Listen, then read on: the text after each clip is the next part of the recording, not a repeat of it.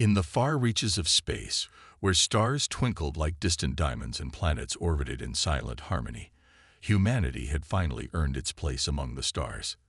The Galactic Council, a coalition of advanced alien species, ruled over this vast expanse of the universe. For years, humans lived under their watchful eyes, eager to prove they were worthy of being part of such an elite group. But not everyone trusted the Council, and for good reason. Lily Parker was just 16 when her life ended in tragedy. She wasn't a soldier or a scientist, just an ordinary girl with dreams of exploring the galaxy. Her father, Daniel Hayes, worked as a mechanic on Earth, while she spent most of her time studying aboard a diplomatic station orbiting the planet. It was supposed to be safe there, a neutral zone where members of the Council met to discuss matters of peace and progress. Yet, one fateful day, Lily's body was found floating in one of the station's maintenance corridors. The official report called it an accident, but something about the story didn't sit right with Daniel. When news of Lily's death reached him, Daniel felt as though his world had shattered. He remembered hugging her goodbye just weeks earlier, promising her that he'd visit soon. Now, all he had left were memories and unanswered questions. The Council claimed she tripped and fell into an exposed energy conduit during a routine inspection. But why would a teenage girl even be near such a dangerous area? And why did the security footage of the incident mysteriously disappear? Daniel couldn't shake the feeling that something darker was at play.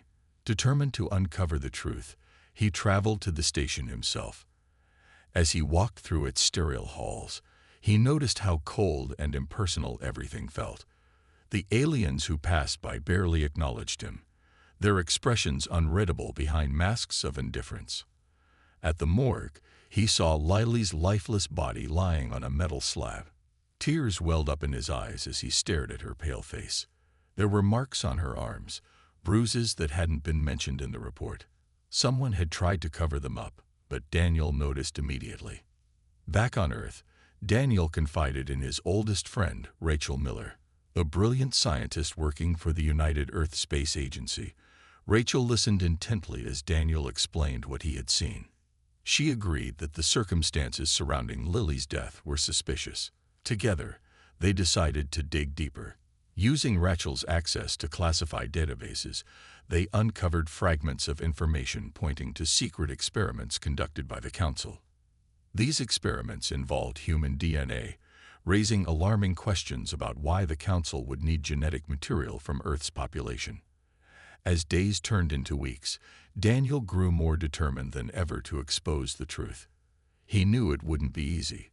The Council wielded immense power, and challenging them could mean risking everything. But he also knew he couldn't let Lily's death go unpunished. During a live broadcast addressed to the entire galaxy, Daniel stood before cameras with fire in his eyes. "You killed my daughter," he said, his voice shaking with anger. "Pray." His words echoed across star systems, sending shockwaves through the Council chambers. To outsiders, it sounded like the rantings of a grieving man pushed to his limits. But to those who understood the gravity of the situation, it was a declaration of war. Little did the Council know, Daniel wasn't acting alone. Behind the scenes, a network of rebels known as the Guardians began mobilizing. They were ready to fight back against the forces threatening humanity's survival. For Daniel, this was only the beginning. After the broadcast, Daniel returned to Earth with a heavy heart, but a clear purpose. He knew he couldn't take on the Galactic Council alone. That's when Rachel stepped in, determined to help him uncover the truth about Lily's death. Together, they pored over the data Rachel had gathered from classified files. Late into the night, they sat in her dimly lit lab, surrounded by screens displaying streams of information. Rachel worked tirelessly, her fingers flying across the keyboard as she decrypted encrypted messages and pieced together fragments of evidence. One breakthrough came when they discovered something hidden deep within Lily's personal communicator. The device had been confiscated by the Council after her death, but not before Rachel managed to retrieve a backup copy of its contents. What they found was shocking. Lily had been secretly communicating with someone inside the Council, a whistleblower named Zorak.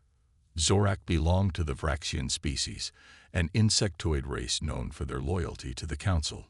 Yet this particular Vraxian seemed different.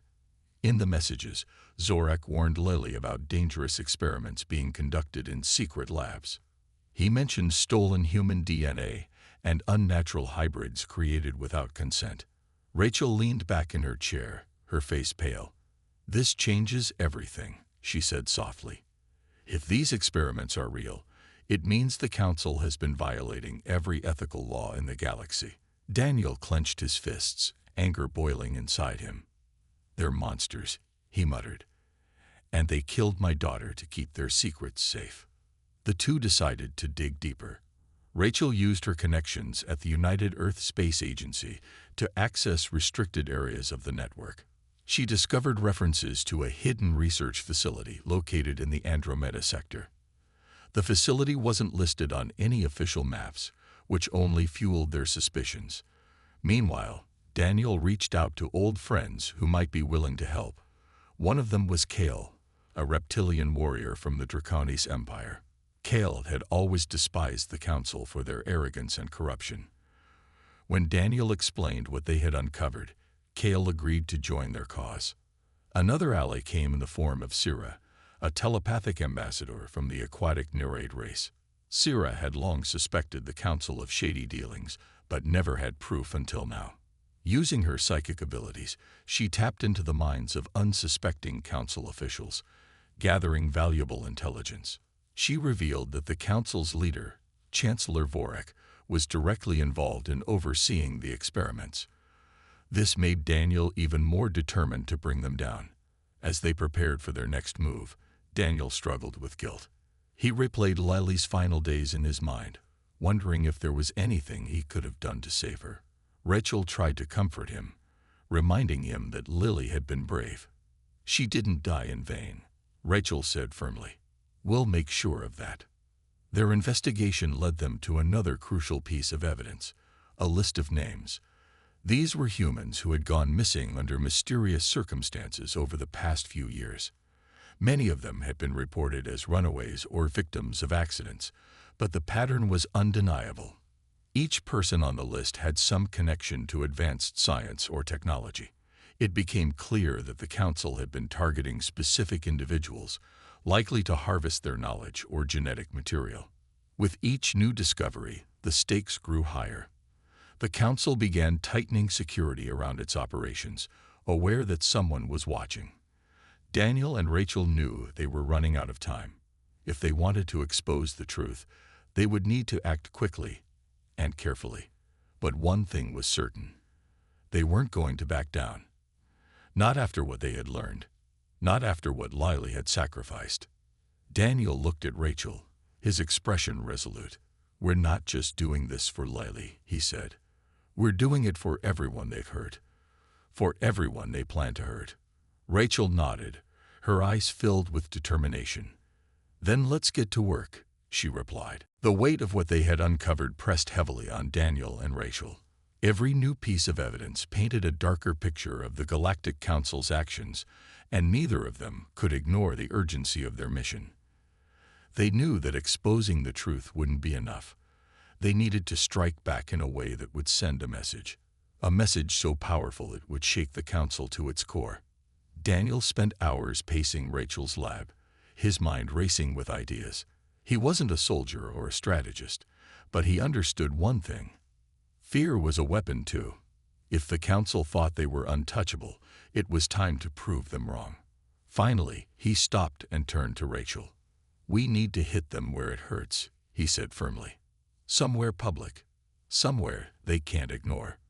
Rachel hesitated, her scientific mind clashing with the idea of direct confrontation. "You're talking about starting a war," she said cautiously. "Do you realize what that means? The Council has weapons we can't even imagine." Daniel's expression didn't change. "I know," he replied. "But if we don't act now, they'll keep doing this. To us, to others. How many more Lilies will there be?"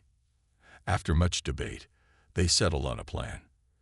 The next time the Council held a live broadcast, a session meant to showcase their unity and strength, Daniel would deliver a message. It wouldn't just be for the Council, it would be for everyone watching across the galaxy. He wanted the universe to see that humanity wasn't afraid to stand up for itself. The day of the broadcast arrived, and Daniel stood nervously behind the scenes at a UESA communications hub. Rachel had hacked into the feed, ensuring his words would reach every corner of the galaxy. Kale and Syrah waited nearby, ready to intervene if anything went wrong. As the cameras rolled and the council leaders appeared on screen, Daniel stepped forward, his face calm, but his eyes burning with determination. "You think you can silence us," he began, his voice steady despite the storm of emotions inside him. "You think you can take our children, experiment on them, and get away with it. You killed my daughter, my Lily." His voice cracked for a moment, but he quickly regained control. "And now you've made your biggest mistake. Pray." The room fell silent as his words echoed through the airwaves. On the screen, the council members exchanged uneasy glances. Chancellor Vorik, sitting at the center of the table, leaned forward with a look of disdain. To the billions watching, Daniel's warning might have seemed like the desperate cry of a grieving man. But to those who knew the truth, it was a declaration of defiance. The council had underestimated humanity, and Daniel Hayes, for the last time. As the broadcast ended, reactions poured in from across the galaxy. Some dismissed Daniel's message as emotional ranting, while others saw it as a bold challenge to the council's authority. Among these viewers were members of the Guardians, a shadowy resistance group that had been quietly preparing for a fight. They reached out to Daniel almost immediately, offering their support. Their leader, an ex-military officer named Marcus Kane, introduced himself and explained their mission: to protect Earth and humanity from galactic threats. Meanwhile, the Council convened an emergency session. Chancellor Vorik slammed his fist on the table, furious at the audacity of Daniel's threat. "This human filth dares to challenge us," he snarled. "Destroy them. Make an example of him." But not all council members agreed. Some argued that killing Daniel would only make him a martyr, fueling rebellion across the galaxy. In the end, they decided to monitor him closely, hoping to find a way to discredit him before taking action. Back on Earth, Daniel felt a mix of fear and relief. He knew the council wouldn't let his message go unanswered, but he also knew he had allies now. Rachel placed a hand on his shoulder. "You've lit a fire," she said softly. "Now we need to be ready for whatever comes next." Daniel nodded, staring out at the stars. For the first time since Lily's death, he felt a glimmer of hope. The battle ahead would be dangerous, but they weren't alone anymore. And the council? They had no idea what was coming. With the council watching their every move, Daniel and Rachel knew they had to act quickly. They couldn't afford to sit back and wait for the council to retaliate. The Guardians, now fully aligned with their cause, began organizing a plan to strike at the heart of the council's operations. Their first target was clear: the hidden research facility in the Andromeda sector. If they could expose what was happening there, it would be proof the galaxy couldn't ignore. Kale, the reptilian warrior from the Draconis Empire, took charge of assembling a small team for the mission. He believed in stealth over brute force, knowing that humanity's survival depended on careful planning. Syrah, the telepathic ambassador from the Nereid race, volunteered her abilities to scout ahead. Her psychic powers allowed her to sense danger and gather intelligence without being detected. Together, they formed a group that combined strength, strategy, and cunning. Daniel insisted on joining the mission, despite Rachel's protests. "You're not trained for this," she argued, her voice tinged with worry. "If something goes wrong," Daniel cut her off gently. "I'm not asking for permission," he said firmly. "This is about Lily, about everyone they've hurt. I'm going." Reluctantly, Rachel agreed but made him promise to follow Cal's lead. She also equipped him with a communicator so she could stay in contact during the mission. The journey to the Andromeda sector was tense. The team traveled aboard a cloaked ship provided by Marcus Kane, the leader of the Guardians. As they approached the facility, Syrah closed her eyes, reaching out with her mind. "There are guards," she whispered after a moment, "but fewer than expected. Something feels off." Kale nodded, his scales glinting faintly in the dim light of the ship's cabin. "We'll proceed carefully," he said. "Stick to the shadows." Once inside the facility, the team moved silently through narrow corridors lined with glowing panels. The air smelled sterile, like chemicals mixed with cold metal. Syrah guided them past security drones and automated defenses, her telepathy giving them precious seconds to avoid detection. It wasn't long before they stumbled upon their first horrifying discovery. Rows of glass pods filled with grotesque hybrid creatures. Some resembled humans, while others looked like twisted combinations of alien species. Tubes connected them to machines that pulsed rhythmically, keeping them alive, or perhaps imprisoned. "This is monstrous," Daniel muttered, his hands trembling as he stared at the pods. One creature opened its eyes, locking gazes with him. Its expression was one of pure agony. "They're using human DNA," Kale growled, examining the labels on the pods. "These experiments are illegal under galactic law."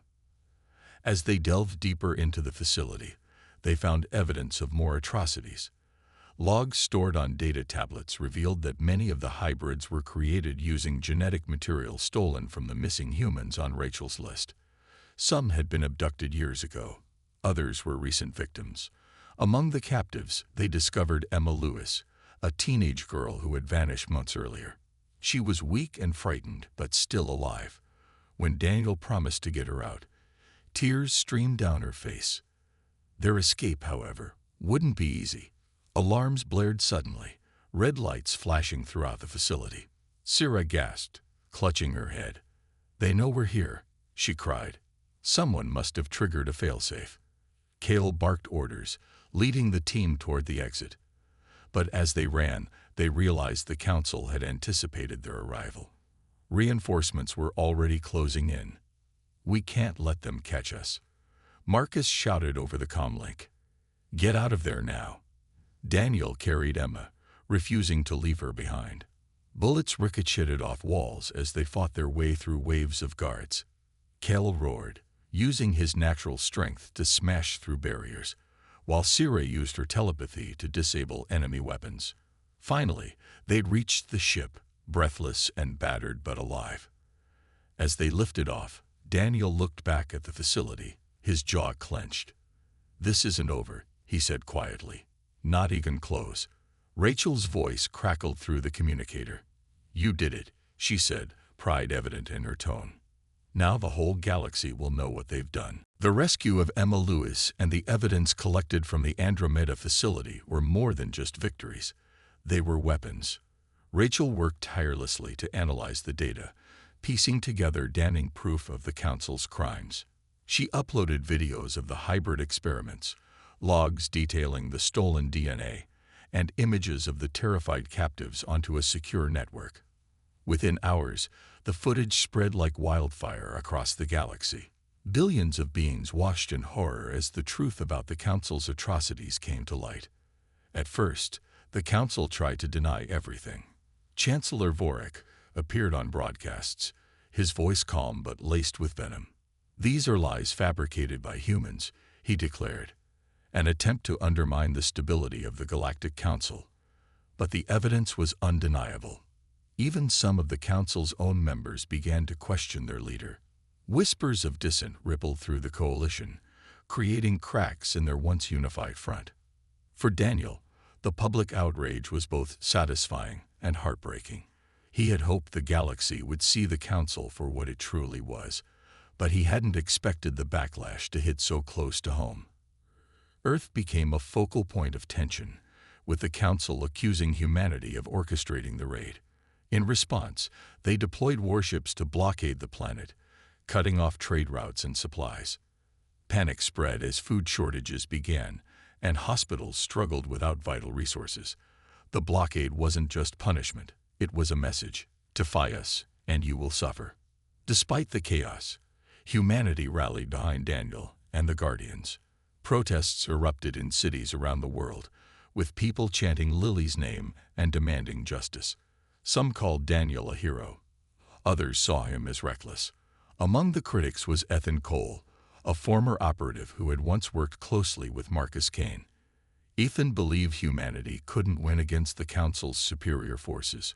"We're outmatched," he argued during a heated meeting. "If we keep pushing, they'll destroy us." Marcus slammed his fist on the table, his patience wearing thin. "And if we do nothing, what then?" He shot back. "Let them walk all over us. Experiment on our children. Kill anyone who stands up to them." Ethan shook his head, frustration etched on his face. "I'm not saying we give up. I'm saying we negotiate. Find a way to survive." Daniel listened silently, his jaw clenched. He understood Ethan's fear, knew it all too well, but he refused to back down. "Negotiating won't bring Lily back," he said finally. "It won't stop them from doing this again. If we don't fight now, when will we?" Ethan stormed out of the room, muttering under his breath. Later that night, Rachel approached Daniel, her expression troubled.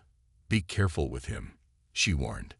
"He's scared, but that doesn't mean he won't act rashly." Daniel nodded but didn't respond. He trusted Rachel's instincts, but his focus was elsewhere. The Council's blockade was tightening its grip on Earth, and every second mattered. As days turned into weeks, the situation grew dire. Starvation and disease spread across the planet, forcing many to flee their homes in search of safety. Yet, amid the suffering, acts of courage emerged. Volunteers banded together to distribute what little food remained, while engineers worked tirelessly to repair damaged communication systems. Humanity's resilience shone through even in its darkest hour. One evening, Daniel stood on a hill overlooking the city bathed in twilight. Fires burned in the distance, remnants of riots sparked by desperation. Behind him, Emma sat quietly, her eyes reflecting the same pain he felt. She had lost her family to the Council's experiments, leaving her alone in a broken world. "Do you think we can win?" she asked softly. Daniel hesitated before answering. Winning felt like a distant dream, but giving up wasn't an option. "I don't know," he admitted, "but we have to try. For Lily, for everyone they've hurt, and for those still fighting to survive." Unbeknownst to Daniel, Ethan had made a decision, one that would change everything. Convinced humanity couldn't prevail, he secretly contacted the Council, offering information in exchange for protection. It was a betrayal born of fear, one that would soon come crashing down on them all. Ethan's betrayal unfolded quietly, like a shadow slipping through the cracks. He met with a Council envoy in secret, his hands trembling as he handed over critical information about the Guardians. Locations of safe houses, details of planned missions, communication codes, it was all there. Ethan tried to justify his actions to himself, telling himself it was for the greater good. "If I save lives by stopping this madness," he muttered under his breath, "then maybe it's worth it." But deep down, he knew he was lying to himself. The Council wasted no time using the intel. Raids followed in quick succession, striking at the heart of the Guardians' operations. Safe houses were stormed, supplies confiscated, and operatives captured. Many didn't survive the attacks. Among those taken was Christopher Lane, one of Daniel's closest friends and a key member of the resistance. Christopher had been organizing supply runs for starving communities when the Council forces ambushed him. Despite putting up a fierce fight, he was outnumbered and outgunned. News of the raids reached Daniel and Rachel late one night. Marcus Kane burst into their makeshift headquarters, his face pale with anger and grief. "They hit us hard," he said, slamming a damaged tablet onto the table. "We've lost too many people, too many good people." Rachel scrolled through the reports, her hands shaking. Daniel stood frozen, staring at the list of names. Christopher's was near the top. "They got Chris," Marcus continued, his voice heavy. "He gave his life trying to protect civilians. We can't let that be in vain." Daniel clenched his fists so tightly his knuckles turned white. Betrayal burned in his chest, hotter than rage. How did they know where to find us? He demanded. Someone fed them this information. Rachel looked up from the tablet, her eyes narrowing. Ethan, she whispered. It wasn't a question. Everyone in the room fell silent, the weight of the realization sinking in. Ethan had always been cautious, skeptical of their chances against the Council, but none of them had expected him to turn traitor. Daniel felt sick. He remembered how Ethan used to argue against taking risks, claiming humanity couldn't win. At the time, Daniel had dismissed it as fear-talking. Now he realized it was something worse. Cowardice disguised as pragmatism. "We need to find him," Daniel said finally, his voice cold. "Before the Council does." Meanwhile, Ethan sat alone in a dimly lit apartment, waiting for the Council to honor their promise of protection. He told himself he had made the right choice, that sacrificing a few would save countless others. But doubt gnawed at him. When the Council soldiers arrived, their weapons drawn, he realized too late that they never intended to keep their word. They dragged him away, his screams echoing through the empty streets. Back at the Resistance base, Daniel and the others prepared for the next move. The raids had weakened them, but not broken them. Kale and Syrah devised a plan to strike back, a daring mission to disable a Council superweapon orbiting Earth. The weapon, codenamed Oblivion, was designed to annihilate entire cities with a single blast.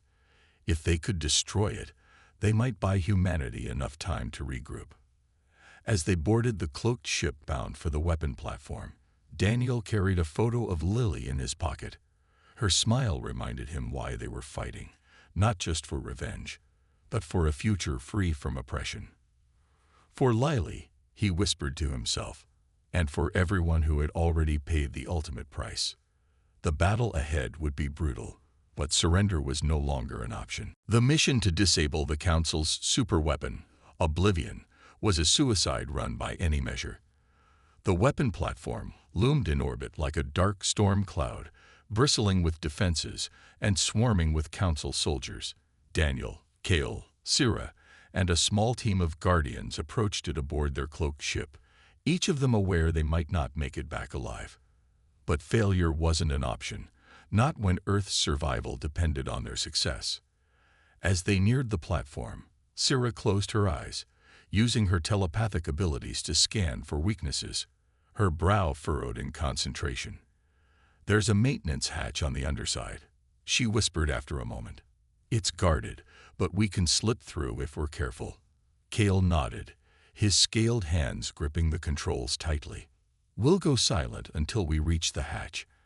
After that, speed is our only advantage." Once inside the platform, the team moved quickly, sticking to the shadows. They encountered patrols of Council soldiers, their uniforms gleaming under harsh artificial lights. Syrah's telepathy gave them precious seconds to duck into alcoves or disable cameras before being spotted. Still, the tension was unbearable. Every step felt like walking on thin ice, one wrong move away from disaster. Their first major obstacle came when they reached the reactor chamber, the heart of Oblivion. To disable the weapon, they needed to plant explosives directly on its core. Christopher Lane's replacement, a young engineer named Alex Rivera, carried the charges. His hands trembled as he worked, beads of sweat rolling down his face. "I need 2 minutes," he muttered, his voice barely audible over the hum of machinery. Daniel stood guard nearby, clutching the stolen Council rifle. "You've got 30 seconds, he replied grimly, watching as more guards began flooding the area. Time ran out faster than anyone expected. A patrol stumbled upon them just as Alex finished setting the charges. Gunfire erupted, lighting up the chamber in flashes of red and blue. Kale roared, charging forward to engage the soldiers head-on.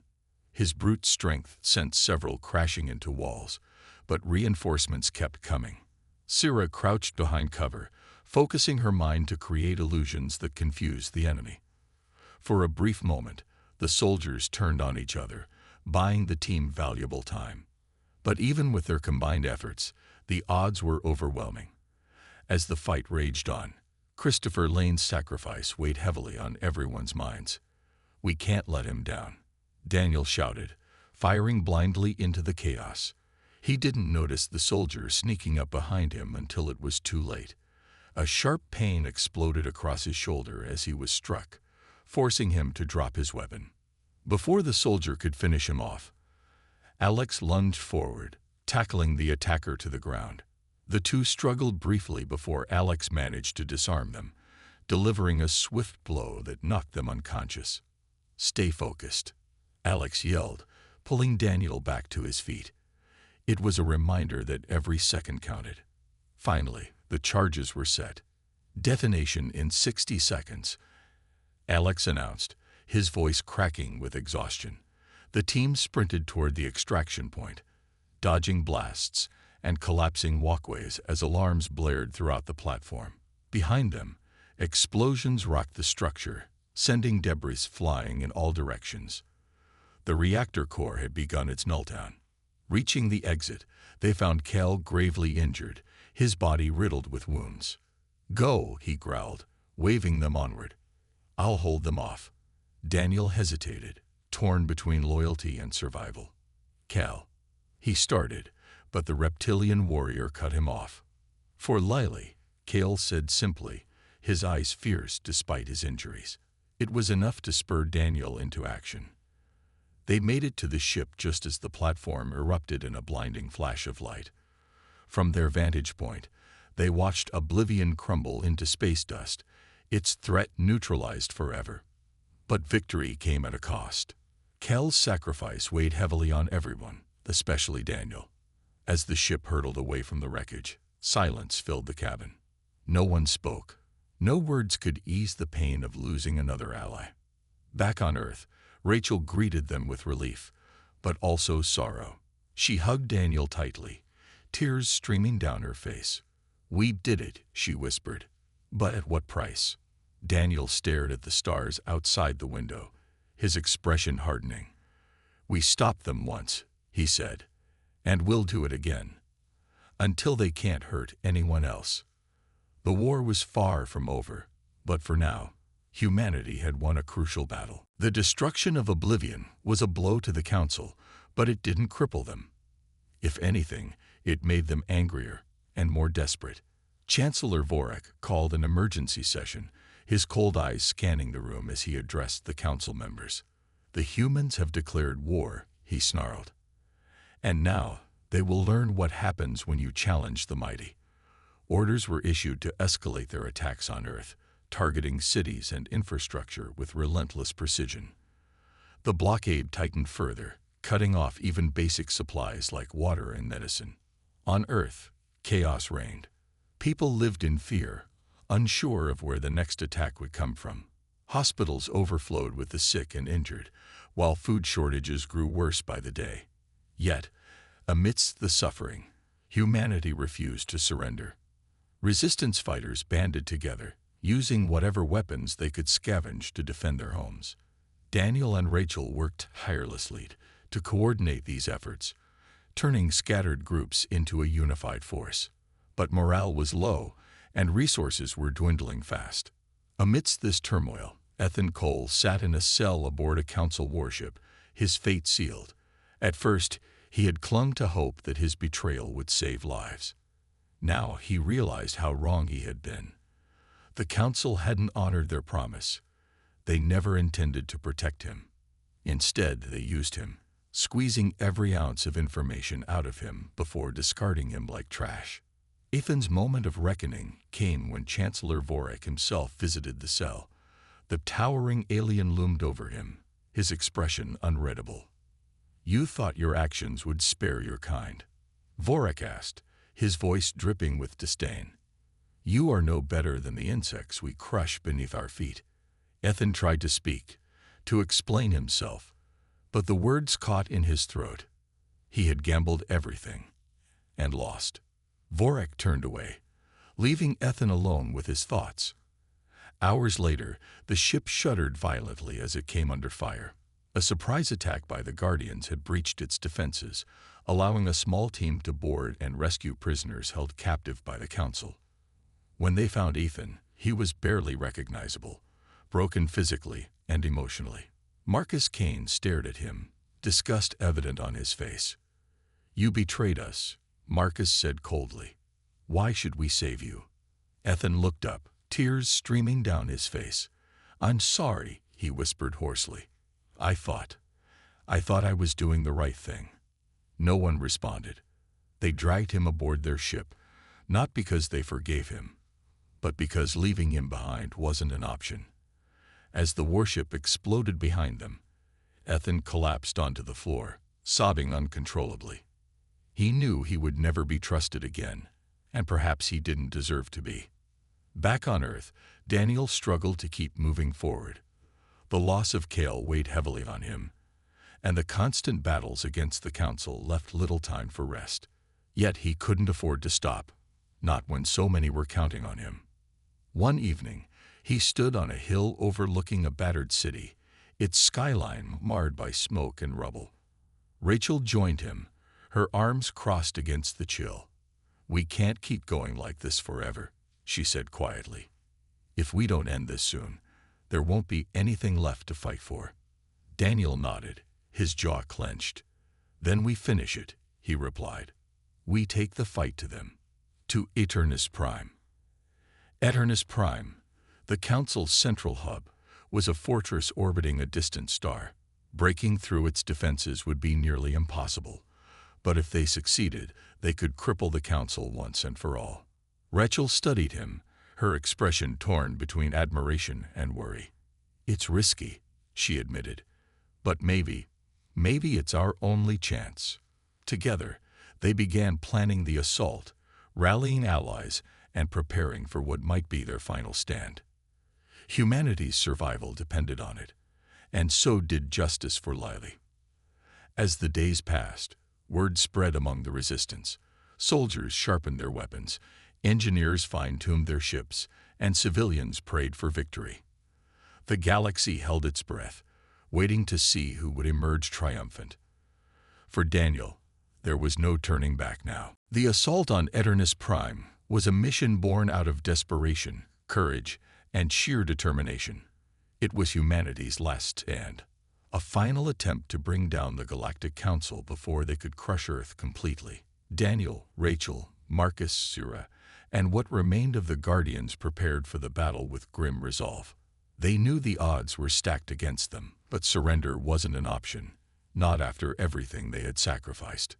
Eternus Prime loomed in the distance like a fortress of steel and light, its massive structure bristling with weapons and shield generators. The Council's central hub was designed to be impenetrable, guarded by fleets of warships and legions of soldiers. To breach it, the Guardians would need more than brute force. They needed strategy, precision, and a little bit of luck. Sira used her telepathic abilities to scout ahead, probing the minds of nearby Council personnel to gather intelligence. She discovered that Chancellor Vorak himself was aboard the station, overseeing operations. "He thinks we're too weak to attack," Sira reported, her voice steady despite the tension in the air. "They've pulled most of their forces back to defend the outer perimeter. If we can slip past them, we might have a chance." Cal's replacement, a fierce warrior named Rin from the Draconis Empire, devised a plan. Using stolen Council technology, they cloaked their ships and approached Eternus Prime under the guise of a routine supply convoy. Once inside the docking bay, they would split into teams, one to disable the shield generators, another to sabotage the weapon systems, and a third to confront Vorak directly. It was risky, but it was their only shot. As the team infiltrated the station, chaos erupted almost immediately. Guards spotted them moments after landing, triggering alarms that echoed through the corridors. Gunfire filled the air as the Guardians fought their way deeper into the facility. Rachel stayed behind to monitor communications and coordinate their movements, her fingers flying across the keyboard as she guided each team. "Shield generator is down," she announced over the comms. "Weapons are next." Daniel led the charge toward the Council chambers, his heart pounding with every step. Alongside him were Marcus and Rin, both armed and ready for whatever lay ahead. They encountered heavy resistance, forcing them to take cover behind overturned tables and shattered walls. "We can't hold them off forever," Marcus shouted, firing wildly at the advancing soldiers. Rin roared, charging forward with unmatched strength. Her claws tore through armor, scattering the enemy ranks. But even her ferocity couldn't stop the endless waves of reinforcements. As the fight dragged on, Daniel realized time was running out. If they didn't reach Vorik soon, the Council would regain control, and all hope would be lost. Finally, they reached the Council chambers, bursting through the doors to find Chancellor Vorik waiting for them. He stood tall and calm, flanked by elite guards. A cruel smile spread across his face as he looked at Daniel. "You humans are persistent," he sneered, "but persistence won't save you now."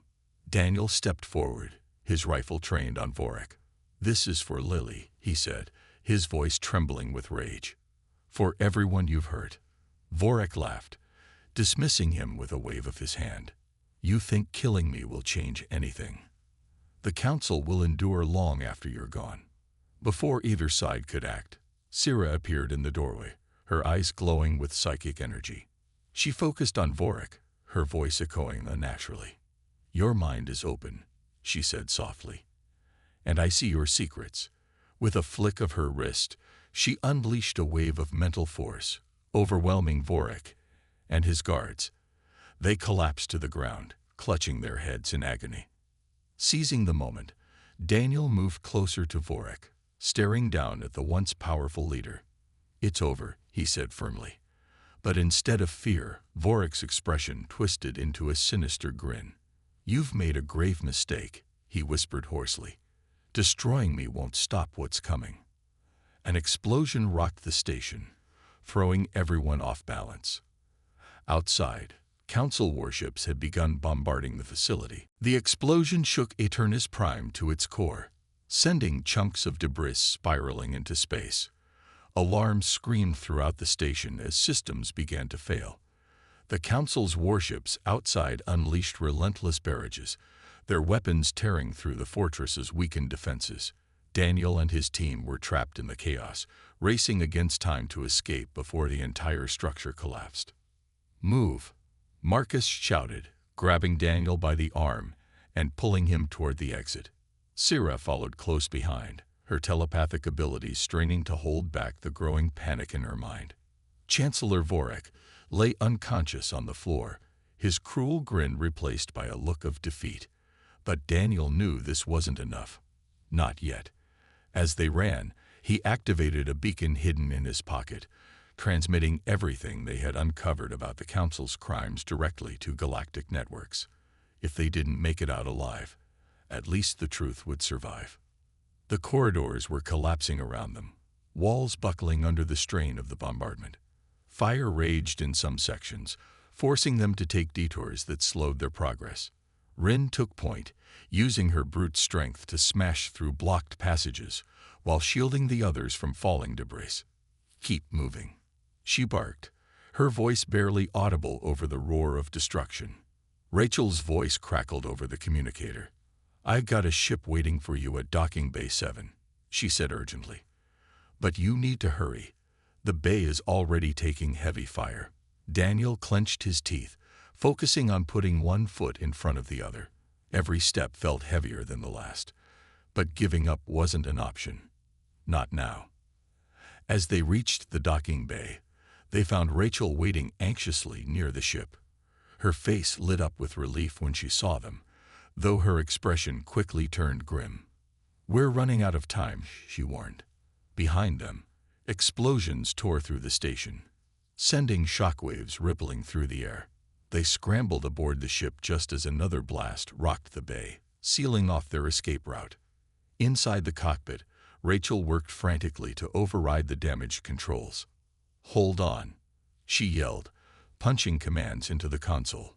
With a deafening roar, the engines ignited, propelling them away from Eternus Prime seconds before it erupted in a blinding flash of light.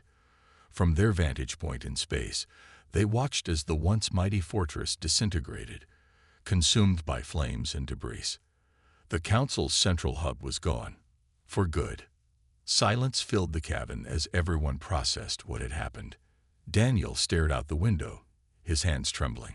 He thought of Lily, of Cale, of Christopher, and all the others who had given their lives for this moment.